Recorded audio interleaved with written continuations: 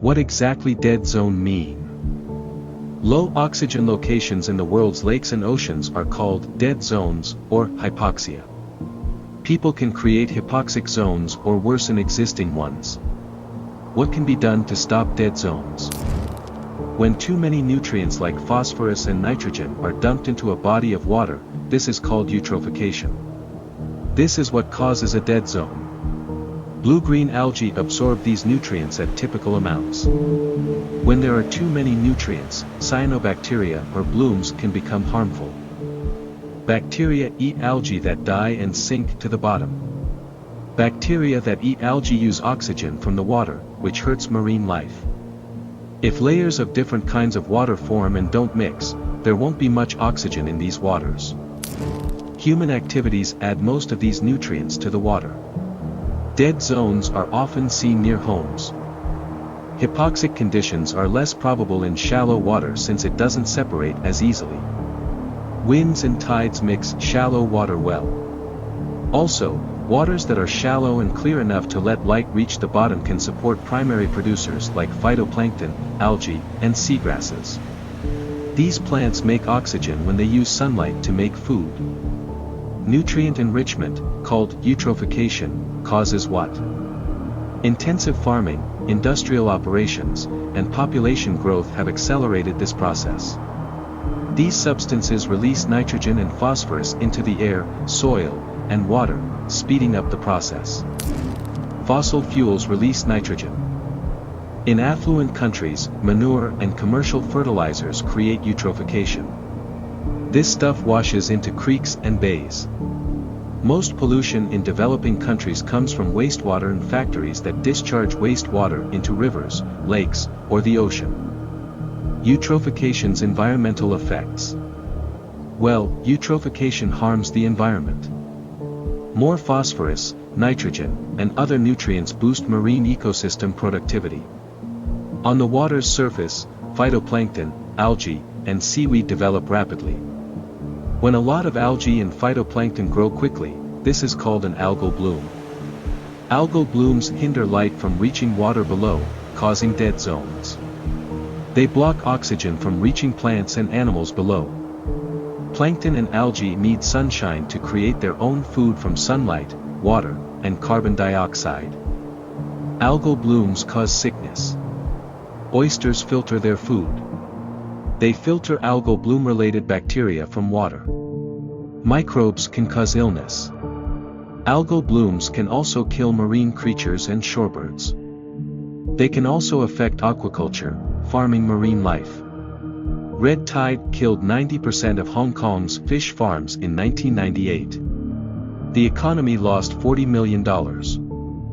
The environment can't handle that many bacteria at once, therefore algal blooms are short-lived. Organisms race for oxygen and nourishment. Most of the time, hypoxia comes after algal blooms. Well, do you like what you are seeing so far? Don't forget to like and subscribe. Keep watching because you don't want to miss what we have at the #1 spot. Globally, there are dead zones. Dead zones aren't all from pollution. Lower Black Sea has world's largest dead zone. Where the Black and Mediterranean Oceans meet through the Bosporus Strait, there is oxygen-rich water. Then, what are the world's dead zones? Chesapeake Bay was one of the earliest dead zones in the 1970s. Despite attempts to improve water quality and reduce pollution discharge, the bay has a seasonal dead zone. 415 dead zones exist globally. Hypoxic areas increased from 10 in 1960 to 169 in 2007. Most dead zones occur along the Baltic, Japanese, Korean, and U.S. East coastlines. For example, Gulf of Mexico and Baltic Sea. Every summer, a hypoxic zone occurs in the Gulf of Mexico. It's between 5,000 and 22,000 square kilometers. The Baltic Sea has 7 of the 10 greatest dead zones. Runoff from agricultural fertilizers and sewage worsens eutrophication. Overfishing Baltic cod has gotten worse. Cod eat sprats, which are small fish that eat zooplankton that eats algae. Less cod and more sprats mean more algae and less oxygen. The dead zones are starting to reach the deep water breeding grounds of the cod, which puts the species in even greater danger.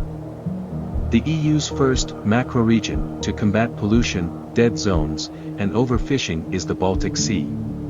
EU, Denmark, Estonia, Finland, Germany, Latvia, Lithuania, Poland, and Sweden are working on the Baltic Sea strategy. These EU countries border the Baltic Sea.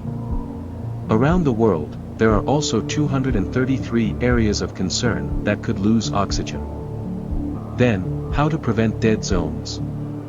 Dead zones can be decreased or eliminated.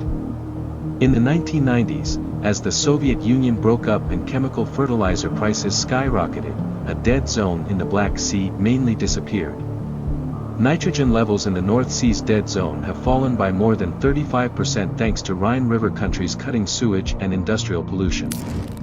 Only 13 coasts are improving. Countries around the world must reduce factory pollution and enhance farming operations in dead zones.